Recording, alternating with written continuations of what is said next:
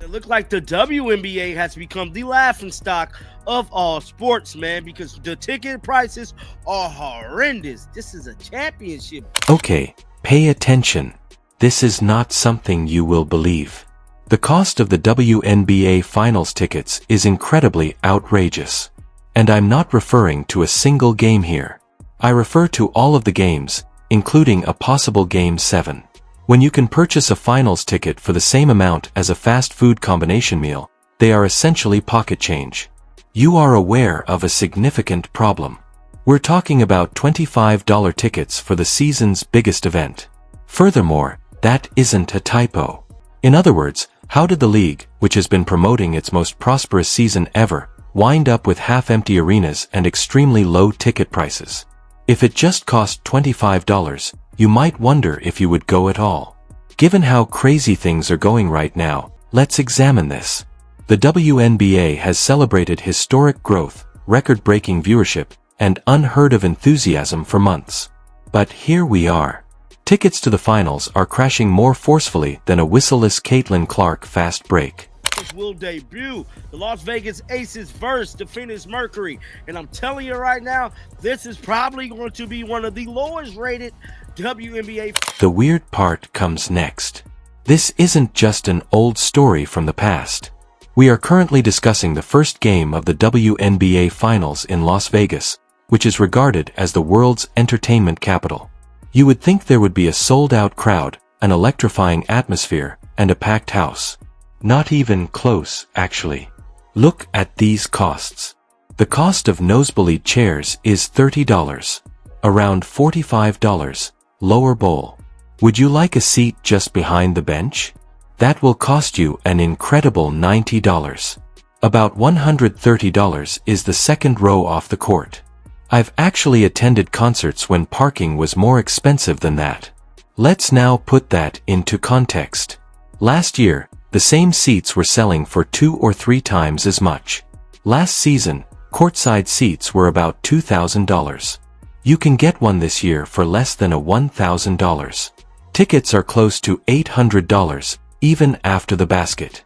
The only area that is even close to selling out is that one. Here's the worst part, though.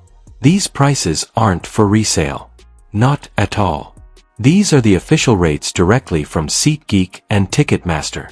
Thus, the league itself is unable to transfer seats based solely on appearances. You know, the controversy that led up to this game is pretty much attached to Caitlin's name. That is, the Las Vegas Aces actually knocking off Caitlin Clark and the Indiana Fever. Well, Caitlin did not play, but we know the referees kind of had a hand in that, we should say, with kind of making sure the Las Vegas Aces was pushed to making it to the finals. Not to mention, we got none other than Dewana Bonner, former Indiana Fever, quit the team herself in the talk and conversation of this WNBA Finals, and more importantly, her significant other, Alyssa Thomas, has found herself in some hot water as well, with not really speaking about the current. Now, don't misunderstand. This has nothing to do with basketball's abrupt decline in popularity in Vegas. The Aces remain a formidable team. Wilson is performing like a true superstar, and the performances by Chelsea Gray and Kelsey Plum are great fun. Let's also give credit where credit is due. This season, the Phoenix Mercury have battled their way back into the spotlight. However, this is the harsh reality. No one else appears to care, with the exception of ardent WNBA fans. The league's biggest nightmare is right there. Tickets disappeared in a matter of hours while Caitlin Clark was on the court. Back in May, it was impossible to find Fever Games resale seats for less than $200. The electrifying excitement that made every game feel like an occasion has entirely disappeared now that she is not in the spotlight. And that is the WNBA ticket prices. Yes, you guys heard me correctly. The ticket prices. So Legion Hoops, they made it their business to tweet about this. Now, I find this to be quite funny, me personally, bro. It says tickets for Game 1 for the WNBA Final between the Aces and Mercury are starting. This particular instance demonstrates precisely what supporters have been stating throughout the season. The league's alleged surge wasn't the result of some brilliant marketing strategy or organic development. Caitlin Clark was the focus. She was the star of the show. She contributed the enthusiasm, the press, the sponsors, and, above all, the figures. The WNBA has reverted to its previous state, battling for relevance, without Diana on the field. And depending on your point of view, this is where things either turn really funny or really sad. As she continues to do interviews, Commissioner Kathy Angelbert confidently states that the league is in its strongest position ever. Really? If that's the case, then why does going to your championship game cost less than bowling a few frames at the MGM Grand? The story is made abundantly evident by the numbers. Upper-level seats cost about $50 when the finals matchup was first announced. However, after only 1 week, prices fell by almost 20%. And lower bowl seats were already available for less than $60 before the media even noticed. I'm WNBA MVP. Asia Wilson can't even get tickets up to $50. Bruh, this is bad. I mean, this is beyond bad. This just tells you the state of this damn league. And I'm here to tell you, oh, this is hella funny. It says the most unwatchable basketball product possible between the two teams left standing, not to decimate it by injury. Kathy Engelbert really outdid it. Alright, this is the brutal truth. The current state of the WNBA Finals is more than just a lousy appearance. It's a complete optical catastrophe.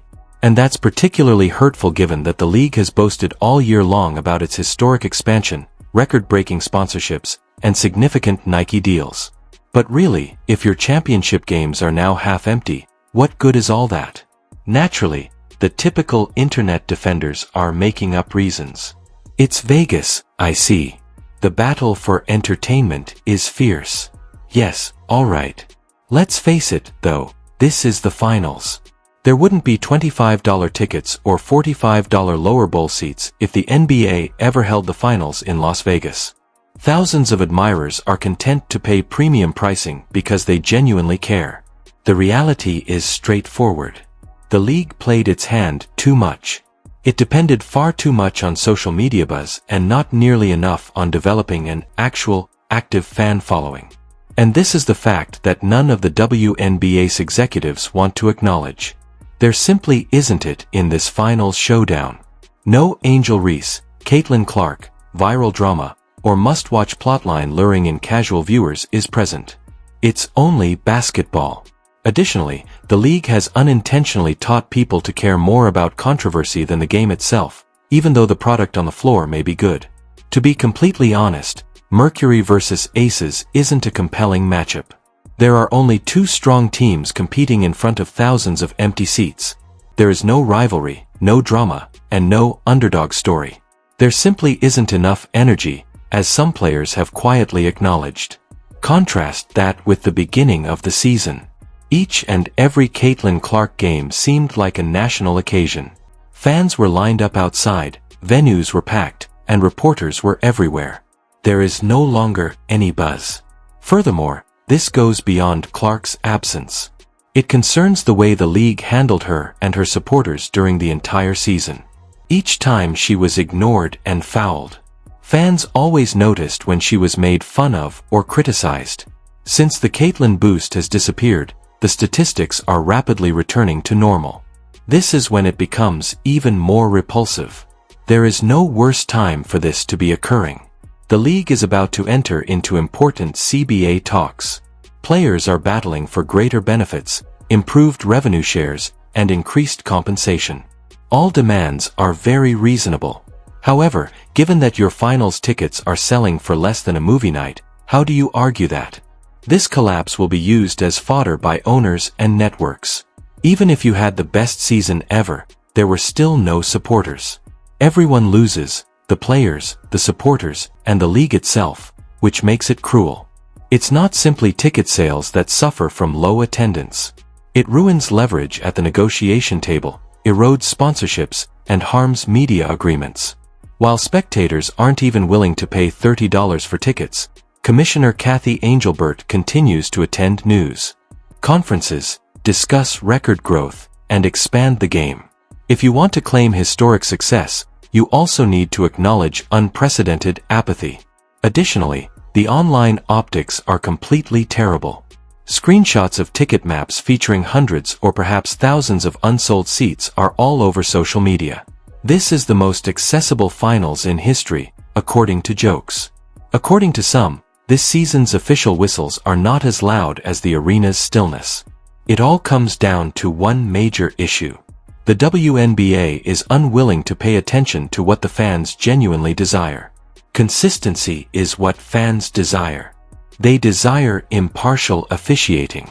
They want celebrities to be properly promoted, not through PR spin or politics. However, rather than fostering real fan interaction, the league keeps stumbling over its own message in an attempt to control its image.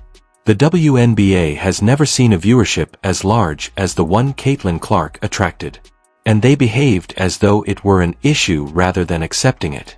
Now see where they ended up. Half-empty venues, $30 finals tickets, and a commissioner acting as though nothing is wrong. It's equally depressing and entertaining. In all honesty, if this continues, the finals the following year might as well take place in a high school gym.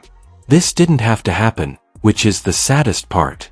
The WNBA had everything it needed: a growing fan base, widespread media attention, national sponsors, and one of the most talked about players in the world.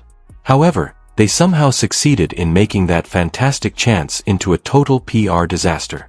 Angelbert and her group have been congratulating themselves and repeating the same message for months. The figures have increased. The brand is powerful. We're expanding more quickly than before. However, the product remained unchanged. The same boring broadcasts, the same poor marketing, and the same officiating concerns. They believed that the finals would be won by hype alone. Rather, they were struck by reality like a stone. Players like Ya Wilson, Nafisa Collier, and Sophie Cunningham have even made subtle jabs at leadership. Engelbert replies by forming task forces and holding listening sessions instead of resolving the problems. Another committee, great. Because it's obvious that every floundering league needs that. There is no denying the fact that more meetings mean less action. Caitlin Clark was the reason fans attended, not the WNBA. That's the awkward truth that nobody wants to acknowledge. There wouldn't be any narratives, excitement, or flair without her. It is expected that the finals will seem like the pinnacle of the season. Rather, this feels like the post-party hangover. Additionally, the league's marketing team is rushing to upload hashtags, empowering slogans, and highlights.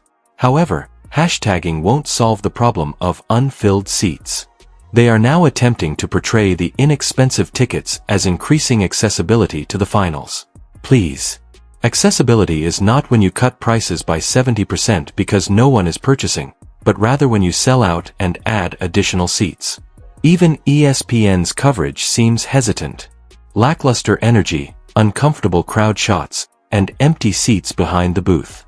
This finals feel like someone slapped the brakes, which is surprising for a league that constantly boasts about momentum. To be clear, this has nothing to do with the economy. For college football games, UFC bouts, and concerts, fans are gladly shelling out hundreds of dollars. It has nothing to do with money. It has to do with interest. The WNBA was given a once-in-a-generation opportunity. They only needed to maintain the enthusiasm and give supporters the impression that the league was worthwhile to watch even when Clark wasn't participating. Rather, they pushed back on PR spin, alienated her fan following, and disregarded the warning flags. They are now literally paying for it. You can't sell $25 finals tickets in Las Vegas like it's a high school talent contest while tweeting about record growth. That isn't progress. That is terror masquerading as advancement. Vegas has fulfilled its obligation. The setting is solid, and the aces are thrilling. However, you can tell that there is a serious issue when even their home finals crowd appears to be half empty. Momentum, focus, and the moment were all in the WNBA's favor. However, they failed to see it. Who wins the title isn't the main plot point right now. It has to do with how inexpensive the seats are. Yes, you may purchase a ticket to the finals for $1.25. No one is lining up, though. The league claims to be expanding, but the empty seats reveal otherwise. Perhaps it's time for them to shift their attention from hashtags to genuinely engaging fans.